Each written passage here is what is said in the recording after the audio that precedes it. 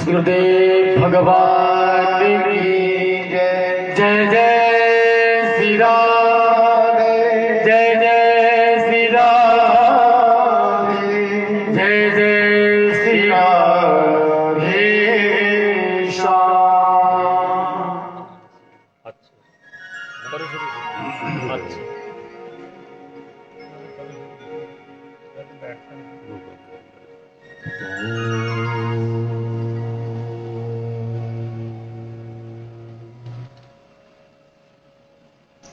श्री गणेशाय नमः।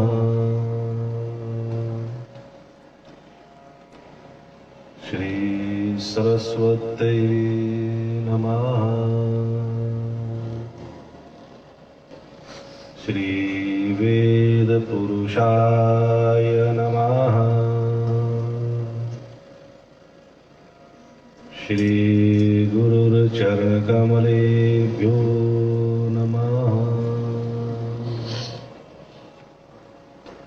वंशी विभूषितकरा नवनीहृदाभा पीताम्बराधर्णबिम्बफलाधरोष्ठा पूर्णेन्दुसुन्दरमुखादरविन्दनेत्रा कृष्णात् परं किमपि तत्त्वहं न जाने। वसुदेवसुतं देवं कंसचाणूरमर्दनं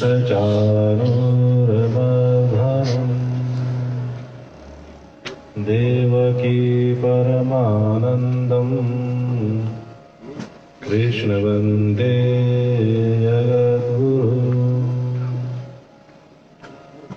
सच्चिदानन्दरूपाय विश्वोत्पत्त्यादिहेतवे तापत्रयविनाशाय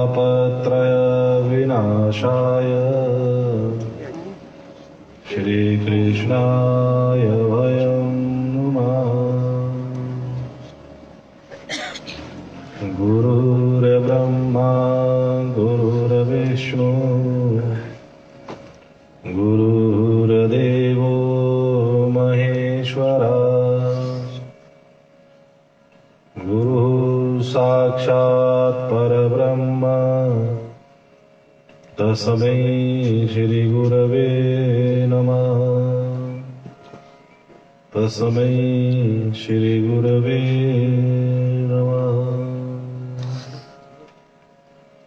प्रातः स्मरणीय परमवंदनीय अर्चनीय तपोनिष्ठ ब्रह्मवेता विद्यालंकार वेदांताचार्य श्री श्री 1008 पूज्य श्री गुरु महाराज जी के पावन पवित्र निर्मल चरण कमलों में हम सभी का कोटि कोटि नमन। मंच पर विराजमान श्री भागवताचार्य जी, अन्य विद्वजन, एवं वरिष्ठ भक्तजन एवं सभी भागवत अनुरागियों को मेरा प्रणाम। आज हम सभी इस गांव में श्री पूज्य गुरु महाराज जी के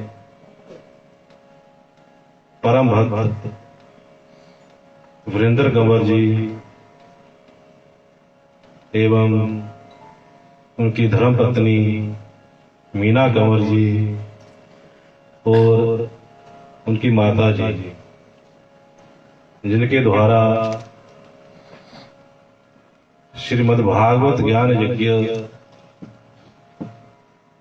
हो रहा है, उसका रस लेने के लिए, उसको सुनने के लिए हम सब यहाँ एकत्रित हुए हैं। परम सौभाग्य की बात है, प्रसन्नता की बात है कि श्री वीरेंद्र कंवर जी हिमाचल सरकार में एक अपना अच्छा स्थान रखते हैं, जिनके पास सुनने में आया हुआ है कि सरकार ने 5 पद दे रखे हैं। किसी मंत्री के पास 1 पद होता है, किसी के पास 2 होते हैं, किसी के पास 3 होते हैं। और हमारे जो हिमाचल प्रदेश के मुख्यमंत्री हैं, उनके पास 7 पद हैं। और उसके बाद हमारे कंवर जी, जिनके पास 5 पद हैं।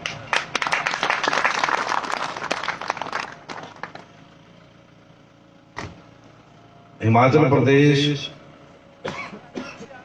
के इस कार्य में इतना व्यस्त होते हुए भी जिनके पास 5-5 पद हों, दिन रात जो अपनी जनता के बारे में सोचते हैं और सोचकर कार्य करते हैं, जिनको खाने पीने का भी शायद समय ना होता हुआ, ऐसे ये परम भक्त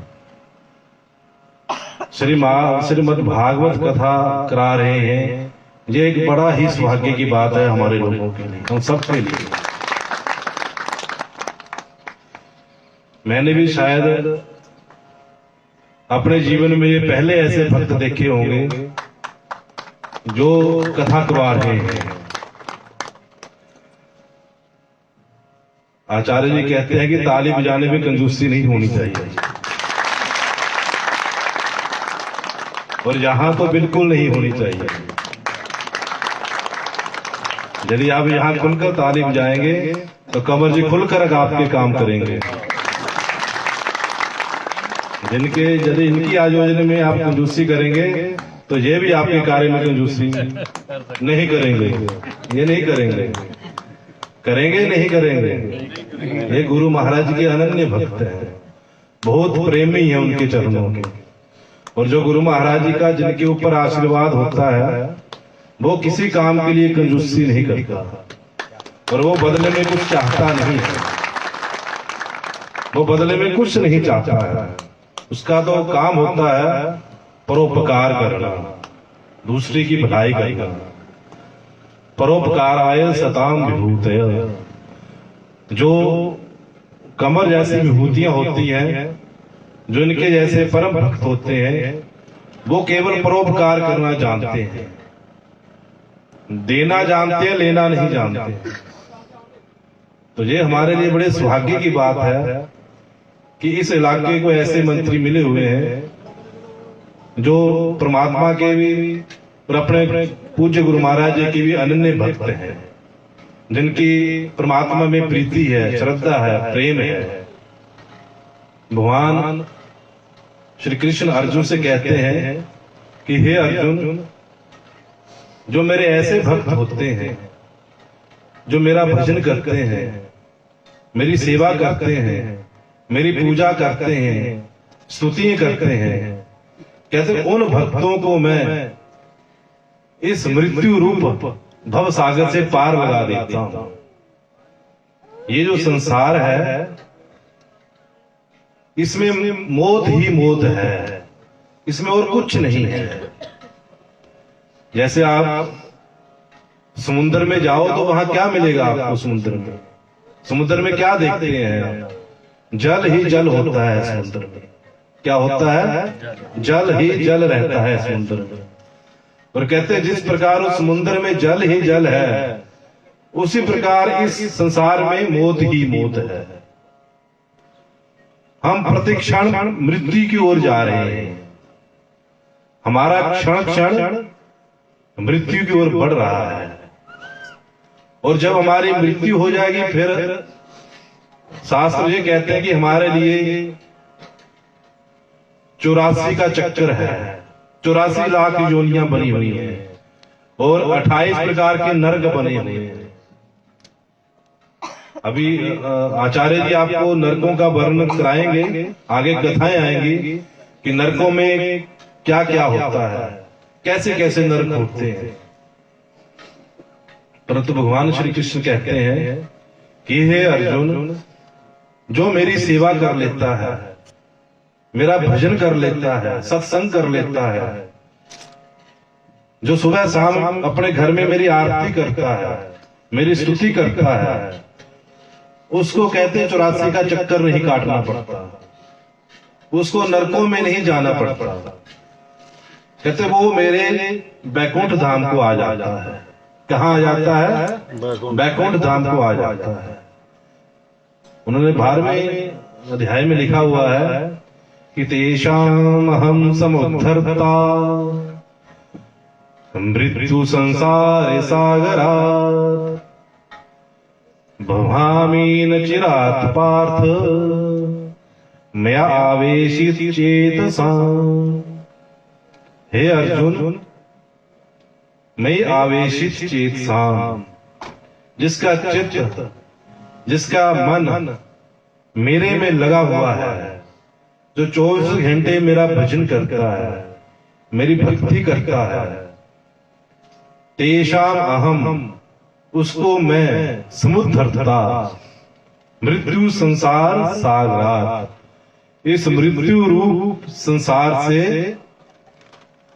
पार कर देता हूं। समुद्धर्ता, पार लगा देता हूं।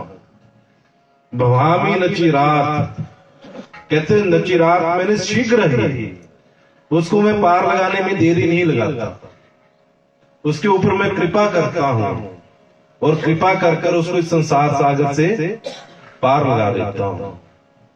शास्त्र कहते हैं कि भगवान 2 प्रकार की कृपा हमारे ऊपर करते हैं।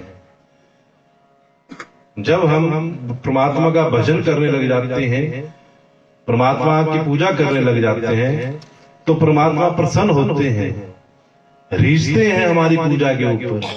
और जब वो रीझ जाते हैं तो हमारे ऊपर 2 प्रकार की उनकी कृपा होती है। पहली कृपा उनकी ये होती है कि वो हमारे हृदय में परमात्मा है।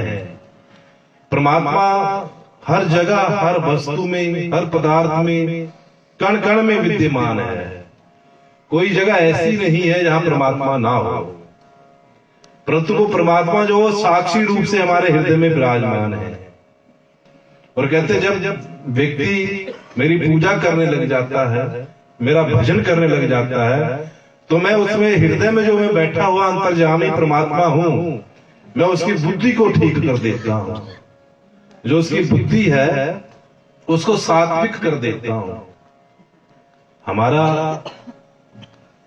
संसार का जितना भी कार्य होता है, जो भी हम कार्य करते हैं, उस कार्य को लक्षित करने वाली बुद्धि होती है। बुद्धि निश्चय करती है।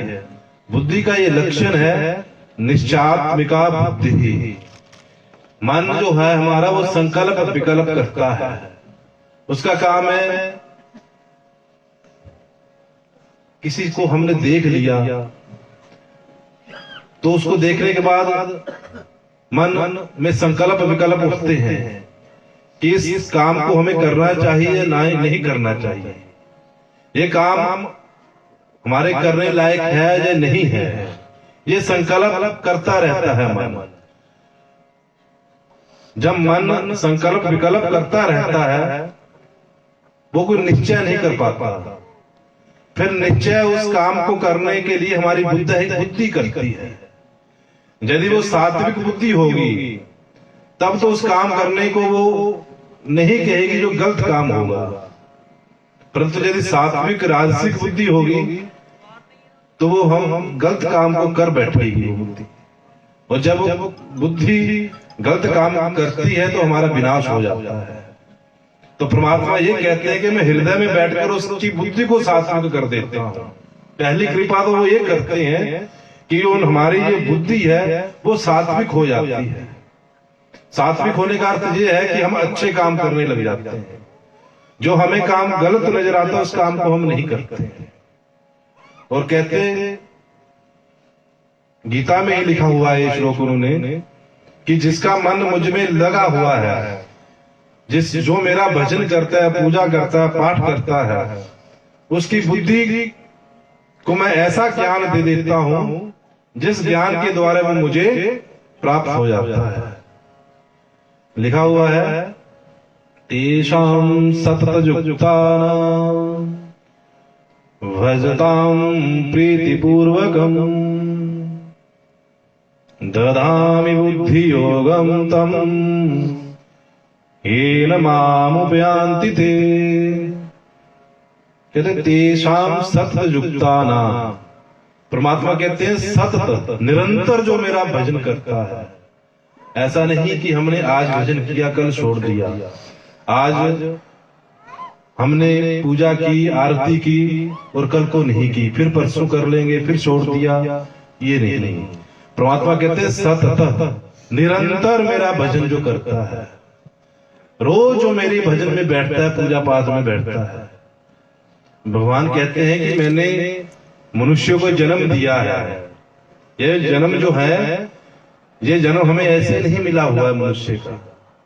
ये भगवान ने हमारे ऊपर बहुत बड़ी कृपा की है कि हमें 84 के चक्कर से काटकर इस मनुष्य योनि में भेजा हुआ है।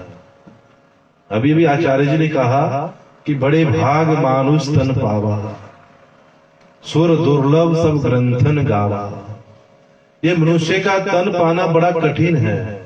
बड़े भाग्य हैं हमारे कि हमें मनुष्य का जन्म मिला हुआ है। देवता लोग भी तरसते हैं कि हम मनुष्य बने और मनुष्य बनकर परमात्मा की भक्ति करें। देवता लोग स्वर्ग में हैं, वहां वो अपने जो उन्होंने पुण्य किए हुए हैं उन पुण्यों का फल भोग रहे हैं। वो वहां परमात्मा का भजन नहीं कर सकते वो परमात्मा का भजन। वो भोगों में इतने आसक्त हो चुके हैं कि उनको परमात्मा का भजन करने की अनुमति नहीं है। इस संसार में पशु पक्षी हैं, वो परमात्मा का भजन नहीं करते हैं। परमात्मा का भजन केवल एक मनुष्य को अधिकार है कि ये मनुष्य परमात्मा का भजन करे। परंतु यदि मनुष्य भी परमात्मा का भजन नहीं करता है तो वो कहते हैं मनुष्य कहलाने लायक नहीं है। वो मनुष्य अपने आप को नहीं कह सकता कि मैं मनुष्य हूं यदि वो भजन नहीं करता है। इसलिए हमें भजन करना है। परमात्मा ने 24 घंटे हमें दिए हुए हैं, दिन और रात मिलाकर 24 घंटे हैं। कितने घंटे हैं? 24 घंटे में आपने खुद अनुमान लगाना है कि हम परमात्मा के लिए कितने घंटे देते हैं। क्या परमात्मा का भजन हम करते हैं? भजन में बैठते हैं, पूजा में बैठते हैं? यदि नहीं बैठते, हमने खाया पिया, नहाया धोया, कमाया खाया और फिर जैसे पैदा हुए थे वैसे ही मृत्यु के मुंह में चले जाएंगे। फिर हमारा इस पृथ्वी पर आने का कोई फायदा नहीं। उल्टा हम एक भार बन जाएंगे इस भूमि पर। हम भार हैं यदि हम परमात्मा का भजन नहीं करते। भगवान श्री कृष्ण कहते हैं कि तेषां सतत युक्तानां, निरंतर मेरा भजन करना है। निरंतर यदि हम सुबह नहाए, स्नान किया, वस्त्र पहन लिए तो हमें क्या करते हैं? हम फिर माताएं रसोई घर में चली जाती हैं, पुरुष लोग अपने कार्यों में लग जाते हैं। पर शास्त्र ये कहते हैं कि जब हमने अपना स्नान कर लिया तो माता हो या पुरुष हो, सबसे पहले अपने घर के मंदिर में जाना चाहिए। वहां हमारे इष्ट देवते हैं, हमारे भगवान हैं, परमात्मा हैं, गुरुजन बैठे हुए हैं। तो वहां जाकर सबसे पहले उनको प्रणाम करो। उनका जो हमारा अपना विधान है पूजा पाठ का, वो हमें करना चाहिए। भगवान श्री कृष्ण का, भगवान शंकर जी का, राधा जी का, किसी का भी हमें 10, 15, 20, आधा घंटा, 2 घंटे अभ्यास करना चाहिए कि उनके पास बैठकर भजन करें। उसके बाद मन में राधे राधे कृष्ण कृष्ण हम अपना घर का काम भी करते रहे और परमात्मा के नाम भी लेते रहे। भगवान कहते हैं कि हे अर्जुन, माम अनुस्वर युद्ध च।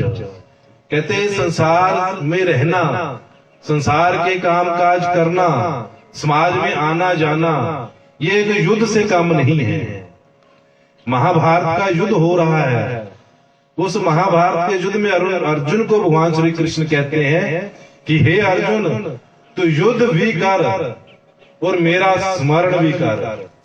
अब बताओ, ये 2 बातें हो सकती हैं? इतना बड़ा महाभारत का युद्ध और कह रहे हैं कि इस युद्ध को कर, लड़ाई लड़ और मेरा स्मरण भी कर। ये हो सकता है? ये नहीं हो सकता। पर शास्त्र कहते हैं इसको करना है, इसको करना है। एक मनुष्य ऐसा है जो ये बात कर सकता है। इस संसार में रहना, संसार के काम में काज करना, ये भी एक महाभारत के युद्ध से कम नहीं है। ये भी एक युद्ध है, लड़ाई है। इस लड़ाई को लड़ते हुए हमें परमात्मा का स्मरण भी करना है, परमात्मा का नाम भी लेना है। यदि ये दोनों बातें हम करते रहेंगे, समाज को भी देखेंगे, माता पिता की सेवा भी करेंगे, बच्चों को अच्छी शिक्षा देंगे, अच्छे संस्कार देंगे, और जो हमारे कर्तव्य है वो करेंगे, और परमात्मा को साथ लेकर करेंगे, परमात्मा का स्मरण करेंगे, तब ये हमारा जीवन सफल होगा। यदि हम एक तरफ ही रहेंगे, संसार की तरफ रहेंगे, भगवान की तरफ नहीं रहेंगे, तब सफल नहीं हो पाएंगे। तब तो इस मानव देव का कोई लाभ नहीं होगा। जैसे आए वैसे चले जाएंगे। तो लिखा, तेसाम सतत युक्तानाम, निरंतर मेरा भजन जो करता है, मुझे हमेशा जो याद करता है, मेरा स्मरण करता है। और लिखा, भजताम प्रीति पूर्वकम, प्रेम से, ये नहीं कि जबरदस्ती। पत्नी पतिदेव को कहते हैं कि आज पूजा कर लो, आरती कर लो। पतिदेव जी कहते नहीं, मैं नहीं कर सकता, मेरे पास समय नहीं है। तो पत्नी कहती है कि नहीं करोगे तो शाम को भोजन नहीं मिलेगा, शाम को भोजन नहीं मिलेगा यदि भजन नहीं करोगे। तो पतिदेव उस डर के मारे आरती में आ जाते हैं कि रात को भोजन नहीं मिलेगा अगर मैंने भजन आरती नहीं की। तो वो भजन नहीं है।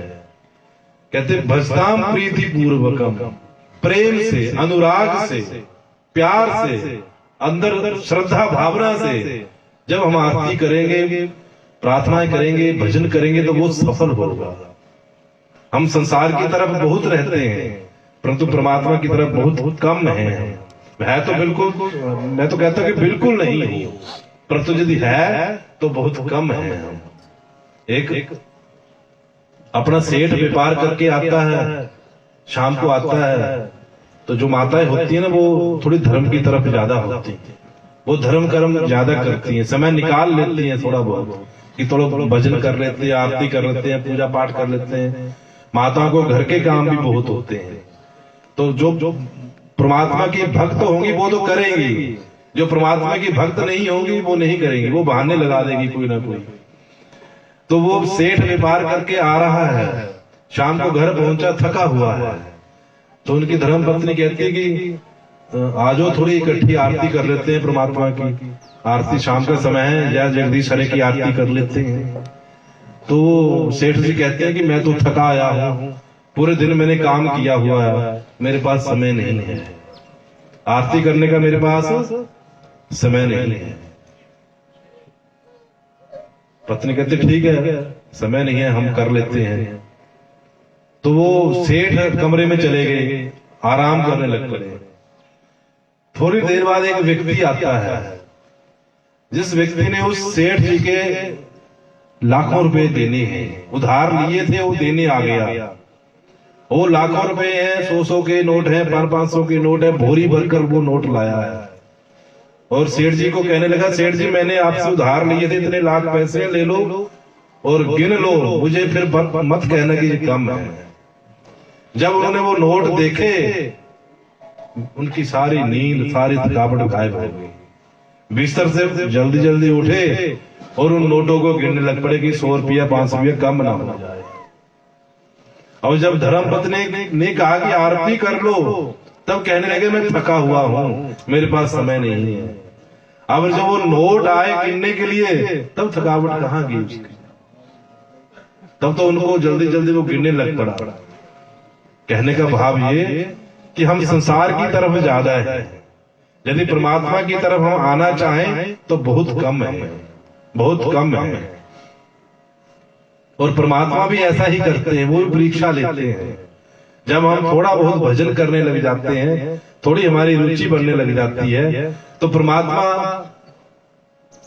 हमारी तरफ ये ऐसे नोट बिखेर देते हैं, ये खिलौने जैसे नोट बिखेर देते हैं कि इनको इनकी तरफ लग जाए इसकी बुद्धि, मेरी तरफ ये कम आए। क्योंकि उनके तो हजारों करोड़ों भक्त हैं परमात्मा के, तो वो सोचते मैं किसको देखूं किसको ना देखूं। तो वो ऐसा, अब माँ है, अब माँ का एक बच्चा थोड़ी दूर बैठा हुआ है, छोटा बच्चा है, 1-2 साल का है। माँ अपना काम कर रही है, बच्चा खेल रहा है, खेलते खेलते बच्चा रो पड़ता है। जब बच्चा रोने लग जाता है तो माँ क्या करती है, उसके बाद थोड़े खिलौने फेंक देती है कि बच्चा इस खिलौनों से प्रसन्न हो जाए। तो बच्चा वो खिलौने देखता है, खिलौने देखकर उनको खेलने लग जाता है, उनके साथ खुश हो जाता है। माँ अपने काम में लगी हुई है। थोड़ी देर हुई, बच्चा फिर रोने लग जाता है। जब थोड़ी देर बाद बच्चा फिर रोता है तो माँ सोचती है कि शायद इसको भूख लगी है, तो माँ उसको दूध, उसकी तरफ दूध फेंक देती है, बोतल की दूध पीने लग जाए। तो बच्चा फिर दूध पीने लग जाता है। माँ अपने काम में लगी हुई है।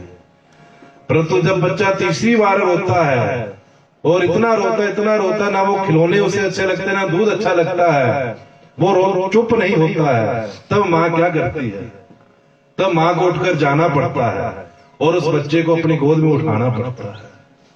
परमात्मा भी ऐसे ही है। जब हम थोड़ा भक्ति करते हैं तो नोट फेंक देते हैं, कुछ और फेंक देते हैं संसार की चीज, ताकि इसमें लगा रहे, इसमें लगा रहे। परंतु भजन करते करते हम इन सब को इग्नोर कर देते हैं, इनकी तरफ नहीं देखते हैं और निरंतर परमात्मा का भजन करते हैं, तो परमात्मा को भी हमारे पास आना पड़ता है। जैसे उस माँ को उस बच्चे के पास जाना पड़ता है, उसी प्रकार परमात्मा को भी हमारे पास आना पड़ता है। परंतु हमारा भजन पक्का होना चाहिए। तेषां सतत युक्तानां भजतां प्रीति पूर्वकं दधामि बुद्धि योगम तम येन माम उपयांति ते। कहते ऐसे भक्त को जो प्रेम से मेरा भजन करता है, वो निरंतर मेरा भजन करता है, उसको मैं ऐसी बुद्धि योग देता हूँ, ऐसा ज्ञान देता हूँ, जिस ज्ञान के द्वारा वो मुझे प्राप्त हो जाता है, मेरी वो प्राप्ति कर लेता है।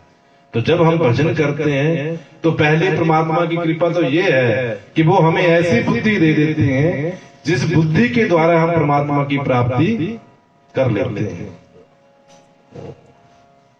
समझ भी आ रहा है नहीं? कुछ बोल नहीं रहे आगे से, तब अच्छा, तो अच्छी बात है। अगर समझ आ रहा है तो मान लो कि आप परमात्मा के भक्त हो, क्योंकि ये जो बातें हैं, जो ज्ञान की बातें होती हैं, ये 1 या 2 बार सुनने से समझ नहीं आती हैं। इनको तो बार बार जब सुना जाता है, बार बार जब शब्द कानों में पढ़ते हैं, तब कहीं जाकर हमारी कुछ समझ आता है कि कुछ है, परमात्मा कुछ है। तो मैंने ये बताया कि जब हम भजन करते हैं, जब हम परमात्मा की तरफ चलते हैं, तो परमात्मा 2 प्रकार की कृपा हमारे ऊपर करते हैं। पहली कृपा तो मैंने ये बताई कि हमारी वो बुद्धि को स्थिर कर देते हैं, बुद्धि को सात्विक कर देते हैं, पवित्र कर देते हैं, स्वच्छ कर देते हैं, जिससे हम परमात्मा की ओर बढ़ते हैं। और दूसरी कृपा उनकी क्या होती है, दूसरी कृपा उनकी ये होती है कि जब हम परमात्मा की ओर चलते हैं, परमात्मा का भजन करते हैं, तो परमात्मा हमें दूसरी कृपा यह कर देते हैं कि हमें ऐसे गुरुजनों से मिलाते हैं, ऐसे विद्वानों से, वैष्णवों से मिला देते हैं जिनके मुखारबिंद से हमें श्रीमद् भागवत पुराण कथा सुनने को मिलती है।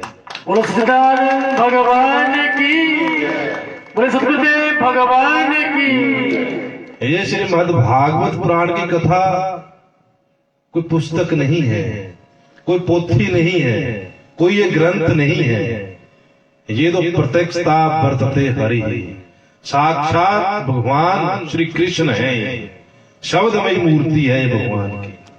हमने मूर्तियां देखी हैं, चांदी की, सोने की, पत्थर की मूर्तियां हैं, सब प्रकार की मूर्तियां हैं। उन मूर्ति को कलाकारों ने बनाया हुआ है, कलाकारों ने बनाया, विद्वानों ने उनकी प्रतिष्ठा की, पूजा की, अर्चना की।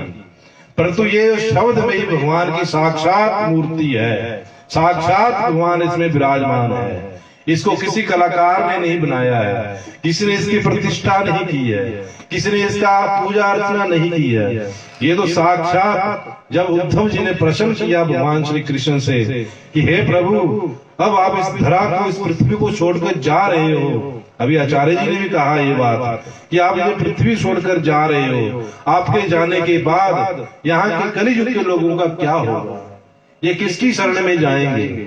यहाँ तो अधर्म फैल जाएगा, पाप बहुत फैल जाएगा, यहाँ के लोग तो बड़े बड़े आलसी हो जाएंगे, तो ये किसकी शरण में जाएंगे? इसका उद्धार कैसे होगा? तब भगवान ने उस उद्धव की बात जब सुनी, तब उस भगवान जी ने, श्री कृष्ण अपने शरीर को पूरे को शब्द में बना दिया, शब्द में बनाकर इस भागवत में प्रविष्ट हो गए। तेनेयम वाङ्मय शब्द मूर्ति, कहते हैं भगवान की शब्द मूर्ति है, प्रत्यक्ष भगवान श्री कृष्ण इस श्रीमद् भागवत पुराण में विराजमान है। बोले भागवत भगवान की। ये जो कथा जब हमें सुनने को मिलती है, ये केवल परमात्मा की कृपा से सुनने को मिलती है। हम संसार के कोई भी काम करते हैं, कोई काम तो हम अपने बल पर कर लेते हैं, अपने शरीर के बल से काम करते हैं, कोई हम काम अपने धन के बल पर कर लेते हैं, कोई हम अपनों के बल पर जो काम कर लेते हैं, कोई समाज के बल पर हम काम करते हैं।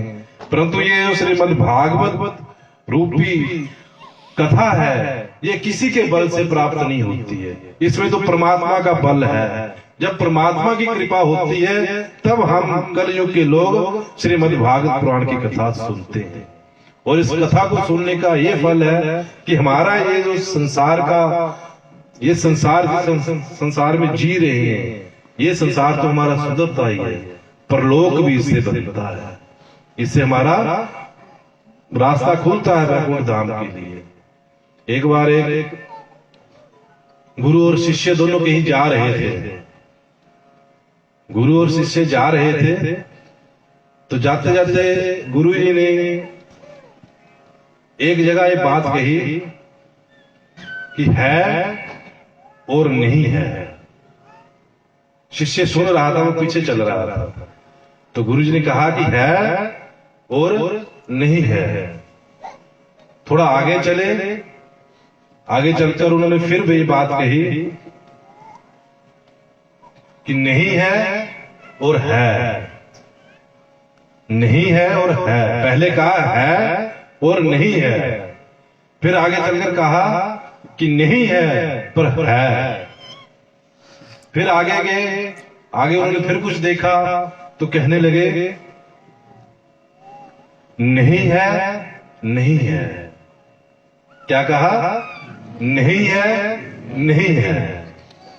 और फिर आगे गए, आगे फिर उन्होंने कुछ देखा, फिर कहने लगे है और है। क्या कहा? है और है।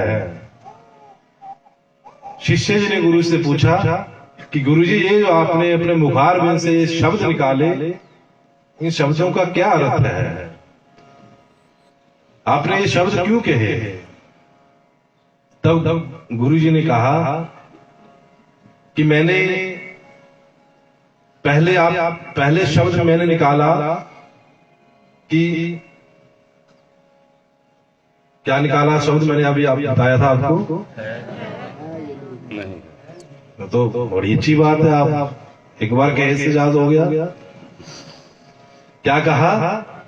है और नहीं है। शायद आचार्य ने कहा सुना ना दी बात आपको, तभी याद है आपको। है और नहीं है, मैंने बात ये पहले कही। शिष्य कहता हाँ आपने ये बात कही, ये क्यों कही? कहते जब मैंने ये बात कही तो मैंने सामने से एक राजा को आते हुए देखा। एक राजा की सवारी आ रही थी। राजा अपने रथ पर बैठा हुआ था और बड़ी शान के साथ वो जा रहा था। तब मैंने कहा कि है और नहीं है। इसका अर्थ ये हुआ कि ये जो राजा सामने से आ रहा है, इसके जीवन में आज सुख है, सुख भोग रहा है ये, परंतु ये सुख भोगने में इतना आसक्त हो चुका है कि ये परमात्मा का भजन नहीं कर रहा है। इसलिए आज तो इसको सुख है पर परोग में सुख नहीं है। है का मतलब है और नहीं है मतलब आगे इसके लिए कुछ नहीं है, ये खाली है आगे। क्योंकि अब सुख है, सुख भोग रहा है, परंतु सुख में इतना आसक्त हो गया है कि आज परमात्मा का भजन नहीं कर रहा है। जो सुख आज इसको है वो कल नहीं मिलेगा, कल खत्म हो जाएगा। कहा हुआ गीता में कि भोगैश्वर्य प्रसक्ता नाम त्यापहृत चेतसाम व्यवसायात्मिका बुद्धि समाधु न विदीयते। कहते इस संसार के भोग और ऐश्वर्य में जिसका चित्त लग चुका है, आसक्त हो चुका है, हमारे पास धन दौलत पैसा बंगला गाड़ी सब कुछ है, सब कुछ है, और उसमें हम इतने आसक्त हो चुके हैं, उसमें इतना हम डूब चुके हैं कि हम परमात्मा को ही भूल गए। हम परमात्मा जिसने दिया उसी को हम भूल गए। तो कहते अब तो भोग लो जितना भोग सकते हो, परंतु कल को कुछ नहीं मिलेगा यदि परमात्मा का भजन नहीं करोगे। तो कहते गुरु ने कहा कि मैंने इसलिए कहा ये बात कि आज तो ये इतना इस भोग और ऐश्वर्य में आसक्त है कि परमात्मा का भजन नहीं कर रहा है, परंतु आज जो इसको सुख मिल रहा है वो अगले जन्म में नहीं मिलेगा, खत्म हो जाएगा। फिर कहते दूसरी जगह मैं पहुंचा, वहां मैंने क्या देखा कि एक वृक्ष के नीचे एक संत बैठे हुए हैं। एक वृक्ष के नीचे संत बैठे हुए हैं, नदी का जल पी रहे हैं, पत्ते खा रहे हैं, वनस्पति खा रहे हैं, उनको भोजन प्राप्त नहीं है, घर से भिक्षा मांग कर ले आते हैं, मिल जाते तो खा लेते हैं, नहीं तो परमात्मा का भजन कर रहे हैं। तब मैंने उस संत को देखकर ये बात कही कि नहीं है और है, कि आज इसके जीवन में सुख नहीं है, आज तो परमात्मा के भजन में लगा हुआ है, परमात्मा का भजन कर रहा है, आज इसके जीवन में सुख नहीं है, परंतु अगले जन्म में इसको सुख ही सुख होगा। फिर मैंने आगे ये बात कही कि नहीं है और नहीं है, नहीं है और नहीं है। ये मैंने शब्द इसलिए कहे कि आगे एक भिखारी है, वो भिखारी जो है वो घर से भिक्षा मांग रहा है, वो घर से भिक्षा ग्रहण कर रहा है, भिक्षा मांगकर वो खा रहा है। तो भिक्षा मांग रहा है, भिक्षा मांगकर खा रहा है, उसको सुख नहीं है। उस भिखारी को क्या सुख जो मांगकर खा रहा है, परंतु वो भिखारी परमात्मा का भजन भी नहीं कर रहा है, मांगकर खा रहा है, भिखारी है और परमात्मा का भजन भी नहीं कर रहा है। तो कहते उसको तो इस जीवन में सुख नहीं है और अगले जीवन में भी सुख नहीं है। इसलिए मैंने उसको देखकर कहा कि नहीं है और नहीं है, आज भी नहीं और कल भी नहीं है, ऐसा ही है। फिर मैंने आगे जाकर कहा कि है और है। वो मैंने इसलिए कहा कि आगे मैं एक गांव में पहुंच गए हम। एक गांव में जाकर मैंने क्या देखा कि गृहस्थी लोग, माताएं, पुरुष सब इकट्ठे हुए हैं और परमात्मा की कथा कर रहे हैं, परमात्मा के गुणगान कर रहे हैं, श्रीमद् भागवत पुराण को सुन रहे हैं, एक दूसरे को सुना रहे हैं। वो गृहस्थी हैं, वो गृहस्थी होते हुए भी उनके पास आज गृहस्थ का सुख है, गृहस्थ का सुख भोग रहे हैं, परंतु उस सुख को भोगते भोगते वो परमात्मा का भजन कर रहे हैं, परमात्मा की कथा कर रहे हैं, उनका मन परमात्मा में लगा हुआ है, इसलिए उसके जीवन में आज भी सुख है और कल भी सुख है। इसलिए मैंने कहा कि है और है। इसलिए गृहस्थी को चाहिए कि वो उसके पास सब कुछ है, सब कुछ होते हुए भी यदि उसके पास भजन नहीं है तो मान लो वो कुछ भी नहीं है, वो जीरो है। यदि हमारे पास बंगला है, गाड़ी है, करोड़ों रुपए हैं, सब और भी संसार की सब चीजें हैं, इनके होते हुए मैंने यदि जीवन में भजन नहीं किया तो ये सब नहीं होने के बराबर है। परंतु ये सब ना हो, मेरे पास भजन हो, मेरे पास परमात्मा का नाम हो, तब इन चीजों की हमें कोई जरूरत नहीं है। हमें वो परमात्मा का भजन मिल जाए, यही हमारी सबसे बड़ी संपत्ति है, यही हमारा सबसे बड़ा खजाना है। इसलिए हमें भजन करना चाहिए, परमात्मा के चरणों का अनुराग लेना चाहिए, कथा करनी चाहिए, कथा सुननी चाहिए। यदि हम मन लगाकर प्रेम से परमात्मा का भजन करते हैं, परमात्मा के चरणों का अनुराग लेते हैं, उनका कीर्तन करते हैं, तब हमारा ये जीवन सफल होगा। ये जीवन सफल बड़े बड़े पद लेने से नहीं हो जाता, बड़े बड़े पद भी लेना एक परमात्मा की कृपा होती है। वीरेंद्र कंवर जी को 5 पद मिले हुए हैं, ये परमात्मा की अपार कृपा है, इनके ऊपर बहुत कृपा है। परंतु उस कृपा को उनके 5-5 पद होने पर भी ये परमात्मा के साथ जुड़े हुए हैं, परमात्मा की कथा करवा रहे हैं, हम सबको उनका श्रवण करवा रहे हैं, ये परमात्मा की इससे भी अपार कृपा है। हमें परमात्मा की कृपा प्राप्त करनी है, परमात्मा के चरणों का अनुराग लेना है। यदि हमने अपने इस जीवन को सफल बनाना है तो हमें हमेशा हमेशा के लिए नित्य निरंतर परमात्मा की ओर बढ़ना है। तो आज ये हमारा परम सौभाग्य है कि गुरु महाराज जी के अनन्य भक्त, बड़ी इनकी श्रद्धा है आश्रम के प्रति, गुरु महाराज जी के प्रति। यदा कदा ये वहां जाते हैं तो उस इलाके में कहीं भी इनका कोई आयोजन होगा, कोई काम होगा, तो आश्रम में जरूर आएंगे और परमात्मा की कृपा जरूर जे प्राप्त करेंगे, उनका आशीर्वाद लेंगे।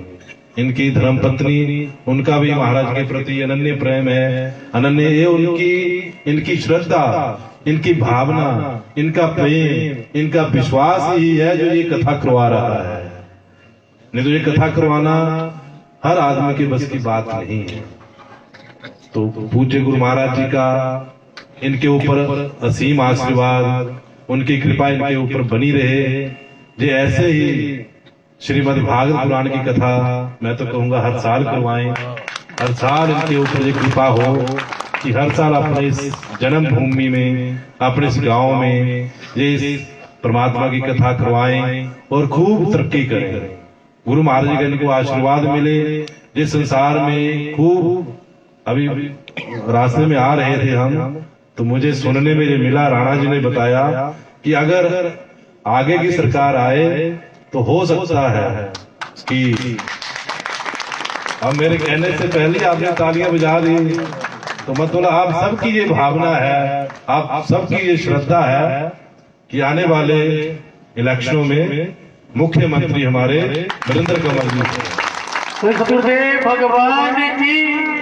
तो ये गुरु महाराज की असीम कृपा है, उनका आशीर्वाद, उनके चरणों का अनुराग और आप सब लोगों का प्यार इनके साथ है, जिसने इनको यहाँ तक पहुंचाया है। और आप सबके अंतरात्मा की जो बात है वो भी परमात्मा सुनेंगे और इनकी आगे भी तरक्की होगी, इनका आगे भी भविष्य अच्छा होगा, अच्छे बनेंगे और हम सबका ये कल्याण करेंगे। तो एक बार फिर पूज्य गुरु महाराज जी की, पूज्य गुरु महाराज जी के चरणों में हम सबका कोटि कोटि नमन और उनसे प्रार्थना कि हम अच्छे बने, पवित्र बने और परमात्मा के चरणों का अनुराग लेने वाले बने, परमात्मा का भजन करें भक्ति करें। ओ